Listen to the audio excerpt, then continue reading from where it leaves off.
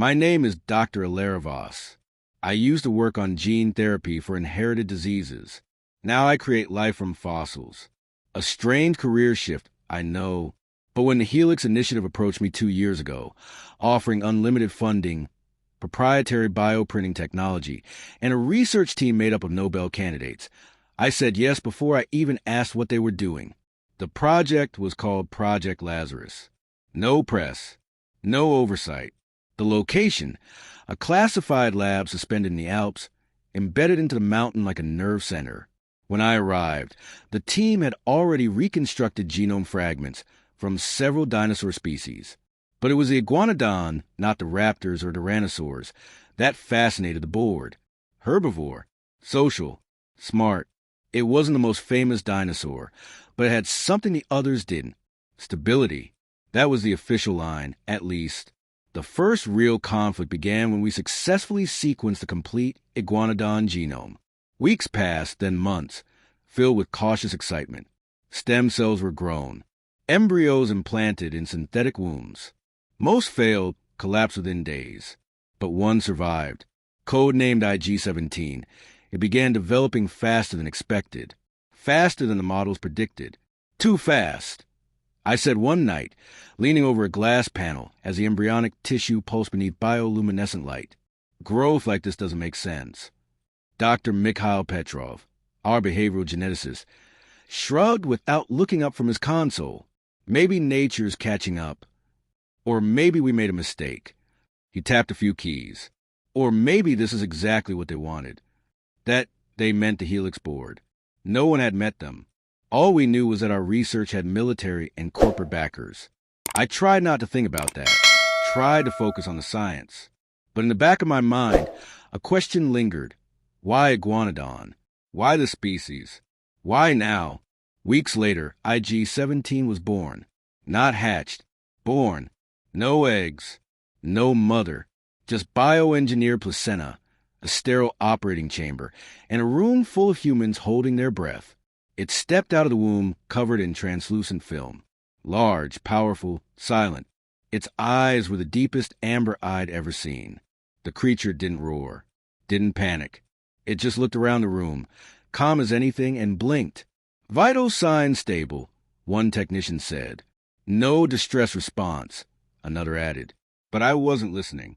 My eyes were locked with the creature's. And in that moment, it wasn't all I felt. It was dread. By the end of week 3, IG-17 had doubled in size. We ran dozens of tests daily, blood work, reflexes, neuroscans. The data kept breaking our models. Bone density off the charts. Muscle regeneration beyond anything in the animal kingdom. But it wasn't just physical. It was watching us. At first, we thought it was curiosity, the way a newborn learns. But then it started responding to environmental cues it had never been trained for. One morning, I walked into Lab 4 and found the creature standing by the observation window, staring directly at the thermal cameras mounted near the ceiling. Does it know it's being watched? I whispered. Petrov leaned in next to me. That's not just awareness. That's recognition. We introduced symbol testing the following day. IG-17 responded with near-perfect recall. Shapes, colors, even numbers. It tapped its claw on the glass in correct sequences, anticipating patterns before we finished the tests. That's not instinct, I said during the nightly debrief. That's learned behavior, possibly intelligence. Dr. Myra Chan, our neurolinguist, frowned. We designed it with a basal brain structure, no language centers. It shouldn't be capable of advanced cognition, but it is, I replied. After that, the board started interfering. New protocols arrived without explanation, behavioral limitations, restricted access to certain labs. Surveillance controls were doubled, and our own internal communications began to be filtered through encrypted channels we couldn't monitor. Then the footage started disappearing. Not just corrupted files, missing. Entire hours of surveillance, simply gone. Our lead technician swore the cameras were active the entire time. Petrov didn't believe it. The board is hiding something. Chan shook her head. No, something's interfering from the inside. I didn't say it out loud, but I was thinking the same thing she was. IG-17 was changing. It had stopped using the secondary habitat entirely. Instead, it paced the lab halls when unattended, memorizing doors, tapping at control panels with its claws, mimicking gestures it had seen us make. We had built safety zones, fail-safes, but now, behind every reinforced wall, I wondered if we had simply delayed the inevitable. One night, I stayed alone in the lab, watching footage we weren't supposed to have. Petrov had cracked an older archive. The video showed IG-17 standing in the dark, unmoving for nearly 7 hours. Then, at precisely 3:17 a.m., it raised its head, looked directly at the nearest camera, and tilted it with its snout. The camera was 12 feet high. The iguanodon wasn't supposed to be able to reach it. It looked into the lens, as if aware, as if asking a question. I didn't sleep that night. 3 weeks after IG-17's birth, the first containment breach occurred. It wasn't violent. No broken glass. No alarms. Just an open gate on sublevel 2 and 3 offline security drones, all disabled without signs of struggle. The creature had returned to its chamber before anyone noticed. The lab entered full lockdown. No one in, no one out.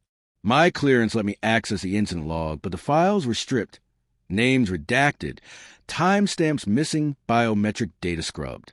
The board claimed it was a routine systems failure, but I'd spent years writing code for containment AIs. Systems like ours didn't fail accidentally. Petrov confronted the security director that afternoon. They argued behind closed doors. When he returned, his face was pale. "They're not here to observe anymore," he said. "They're preparing for deployment."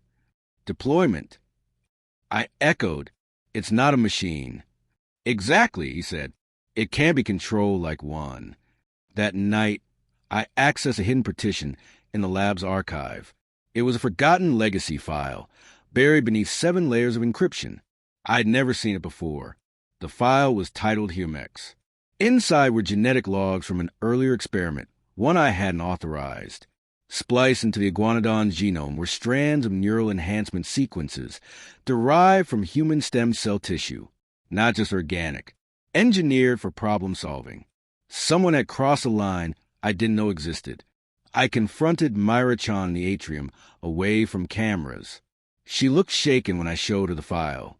"I thought we were restoring evolution." I said, "But we're designing something else entirely." "They used us," she said. "IG-17 is an animal. It's a prototype." We debated bringing the data to the team, but before we could, Petrov went missing. He didn't show up for his morning shift. His ID last pinged near Lab 7, IG-17's primary habitat. Footage from that wing was gone. His comms unit was found outside the habitat door, shattered. Security claimed he left the facility on a scheduled transfer. But I checked the logs. There was no transport that day. No shuttle. No request. Just silence. The rest of the team started unraveling. One by one, they were reassigned, transferred, or silenced under new NDAs. I stayed because I had to, because no one else seemed to realize what was really happening. IG-17 wasn't just growing. It was adapting. Its eyes tracked movement with purpose. Its hearing responded to frequencies we didn't realize it could detect. It learned to mimic facial expressions, lifting its head when someone entered the room, lowering it when a guard pointed a rifle. It understood threat. It understood power. I began to suspect it even understood hierarchy. Then came the second breach. No doors were open this time. No drones were touched. But the creature was no longer in its chamber. It stood calmly in the observation deck, staring out across the snow-capped valley below. The room was sealed. The cameras hadn't captured any entry or exit. The team was in disbelief. "Its mass alone would trigger 6 alarms," said one engineer. "But it didn't," I replied. That night, I asked a question. I stepped into glass interface, sealed off by biometric locks, and stood before the creature. It didn't move at first. Then it turned, slow, deliberate, and looked directly at me. "Do you know what you are?" I whispered. It blinked once. Then, with its claw, it tapped the symbol panel on the side of the interface, 3 triangles we had used for cognitive patterning. Then it tapped a different shape. A square. That square meant other. Not self. Not danger. Other. It recognized the concept of not belonging. That's when I understood. We hadn't just revived the past. We had introduced something into the present that didn't belong to any timeline. A hybrid mind in a prehistoric body. And somewhere deep inside that engineered brain, it knew. The power failed at exactly 3:17 a.m. All systems collapsed in less than 12 seconds. Lights, locks, cameras, containment fields. The mountain facility, buried beneath 400 meters of reinforced stone, went silent. At first, we thought it was sabotage. But sabotage doesn't coordinate ventilation pulses, reroute backup generators, and isolate living quarters while leaving only one wing, IG-17s, fully operational. Someone or something was controlling the network from the inside. Emergency floodlights flickered across the corridor as I sprinted toward the core habitat. The air was cold and dry, unnatural for a climate control facility. Screens blinked unintelligible patterns. Fire suppression drones hovered in standby mode, as if waiting for instructions no one was giving. In the distance, a dull metallic echo, repeating rhythmic, not mechanical. Footsteps. I reached the containment lab. The outer doors were wide open. No signs of forced entry. Inside, the chamber lights glowed faint blue, revealing IG-17 standing near the central console. Its massive form was perfectly still, eyes fixed on the data wall. Projected across, it was a full Humex sequence, the hybrid neural pattern buried inside its DNA. Someone had fed the genetic truth back to it. I approached slowly. Who showed you this? The creature didn't turn. Was it the board? Did they activate you? Still no movement. Then, softly, it tapped a panel on the wall, bringing up a feed of every lab member, including me. Face scans, files, profiles. It had been studying us, understanding roles, hierarchies, behavior. You were never just a test subject, I said. You were the test. Then it turned.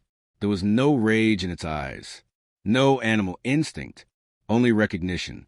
It stepped forward, slowly, carefully, not aggressive, almost deliberate. Why are you doing this? I asked. It lowered its head. Then, with its claw, it began to trace a line across the reinforced glass wall, shapes we had used in early cognitive trials. This time the symbols weren't random. 3 circles, 1 broken. I stared at them. You're saying we're incomplete? The iguanodon tapped once. You're the missing piece. It tapped again. I staggered back as the weight of it hit me. We hadn't just brought back a dinosaur. We had built a bridge, a biomechanical intelligence rooted in evolutionary memory and synthetic advancement. Not human, not dinosaur. Something else. Something designed to observe both. Then the emergency sirens wailed. Above me, a warning blared across all channels. Alert. Full termination protocol authorized. Biological asset IG-17 order for destruction. Countdown to minus 15 minutes. The board had lost control. Now they wanted it gone. Floodgates sealed. Gas injectors clicked to life across the habitat.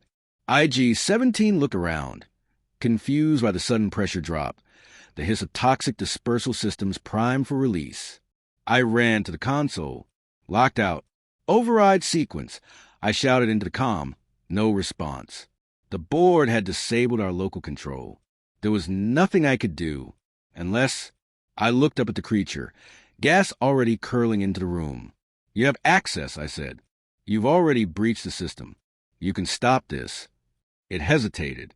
Help me stop them, I said. Help me stop what they're doing to you, to us. Its eyes met mine, something ancient and synthetic mixed behind them. Then it moved. In a flash, it turned and smashed its tail into the upper vent, redirecting the gas line. Sparks flew. Pressure reversed. The override panel blinked. Access granted. I dove to the console and began a full system abort. Seconds later, all alarms cut off. Silence. But we were no longer in the clear. A steel crash echoed through the facility. Private security teams, board enforcers, had landed. I could hear the boots in the stairwell. Orders shouted. weapons primed. They were coming not just to kill IG-17, but to erase everything. Go, I whispered to the creature. Find a way out. It looked at me one last time. Then it turned, lowered its body, and leapt upward into the air vent system it had mapped out days before. Within seconds, it vanished. When the team burst into the room, I was alone, weapons drawn, lights flashing, but the room was empty of their target, and I gave them nothing. Chapter 5 Preview. Fallout. In the next chapter, the facility undergoes a cover-up. The board silences everyone involved, and Dr. Voss is placed under observation. But signs begin to emerge that IG-17 has escaped into the wild, leaving the evidence of intelligence and planning behind. Now the world must face a question. What happens when something that was never meant to exist begins to evolve, freel? The Helix facility never made the news. Officially, it suffered a systems collapse during a high-level simulation. All personnel were accounted for. No survivors were allowed to speak publicly. We signed new contracts, extended NDAs. Digital records were erased or rewritten. Dr. Petrov was declared deceased in an off-site transport incident. The others were relocated or dismissed. I was placed on indefinite leave, confined to a private compound in Zurich. No internet, no visitors, no future in science. But I wasn't interested in returning to science. I was interested in what got away. IG-17 had vanished into the alpine wilderness with nothing but instinct and an artificial intelligence engineered for adaptation. The military team spent days combing the region. No body, no tracks, no trace. I didn't believe it was hiding. I believed it was learning.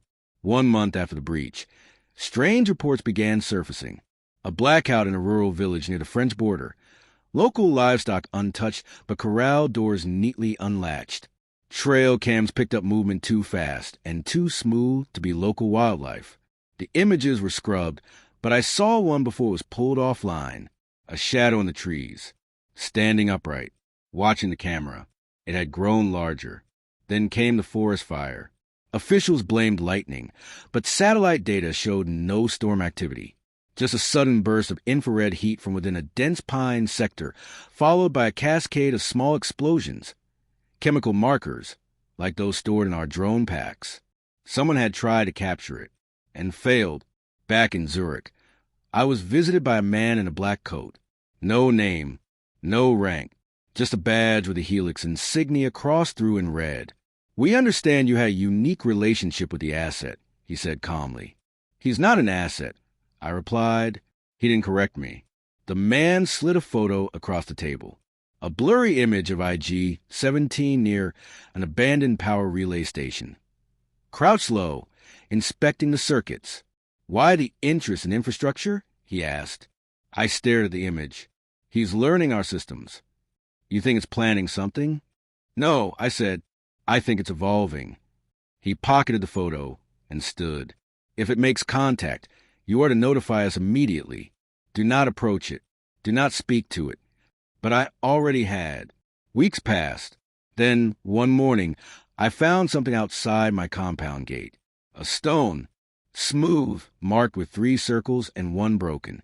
Just like the symbols IG-17 traced on the glass before the gas release. He was still out there, watching, choosing not to destroy, but to communicate, maybe even to warn. I didn't know what he wanted, but I knew he was no longer just a product of a lab. He was something new, something aware, something waiting. And if the board ever found him again, they wouldn't try to study him. They'd try to erase him. The world moved on. The headlines focused on economic shifts and political tension. No one spoke of what had happened beneath the Alps. There were no documentaries, no whistleblowers. Just silence, manufactured and absolute. But something had changed in me. I couldn't go back to who I was before the project. I tried for a while. I applied for low-level research grants. I sent messages to colleagues still pretending to believe in the system. But I already knew the truth. Science wasn't about curiosity anymore. It was about control. So I disappeared. I left Zurich using a false name, crossed into northern France, and vanished into the rural backcountry near the edge of the forest where the fire had started months ago. I found an abandoned cabin. No power, no signal. Perfect. And then I waited. For days I walked the perimeter, leaving small markers, symbols he might recognize. I dropped nutrient packs near open spaces. No cameras, no bait, just a message. I remember. Do you? It took 13 days. On the 14th, I woke to find one of the nutrient packs missing, the others untouched. No footprints, no sound, just a mark again. 3 circles, 1 broken. He was here, but he was choosing not to appear. That told me everything I needed to know. IG-17 hadn't escaped. He had evolved. He understood distance. He understood risk. And more than that, he understood choice. He was no longer just a creation, no longer a blend of prehistoric instinct and engineered intelligence. He was becoming something beyond either. Over the next weeks, I began to record patterns in the environment, not changes in the creature, but changes in the ecosystem. Wolves avoided certain trails. Deer migrated strangely as if guided. Flocks flew in tighter patterns overhead, avoiding particular trees. It was subtle, almost invisible, until it wasn't. One morning, I found a series of small mechanical parts stacked near my door. Drone fragments, batteries, pieces of surveillance equipment from the teams still trying to find him. He was watching them too. And then came the final message, carved into the bark of a tree near the cabin, clean and precise. You are not ready, but you tried. I stood there in the cold, reading those words over and over. He had learned language, or something close to it, and he had chosen not to destroy us. Not yet. I don't know where he is now. The board still hunts for him, of course. They've launched new wildlife monitoring stations all over Europe, but they're looking in the wrong places. They're using cameras and rifles and algorithms. But IG-17 doesn't live in their version of the world anymore. He lives in the quiet places, the edges, the places we forget. Sometimes I wonder what would happen if the rest of the world knew. If governments realized what we had created, not a monster, not a weapon, a mirror, what we could become if we let go of fear and control, what evolution might look like if we stopped trying to own it. I haven't told anyone, not yet, but I've started building something quietly, carefully, a digital archive, encrypted, hidden, a full record of Project Lazarus, Humex, the genetic logs, everything the board tried to erase, not for the press, not for science journals, for him, because one day, IG-17 may decide to speak again. And when he does, I wanted to know someone was listening.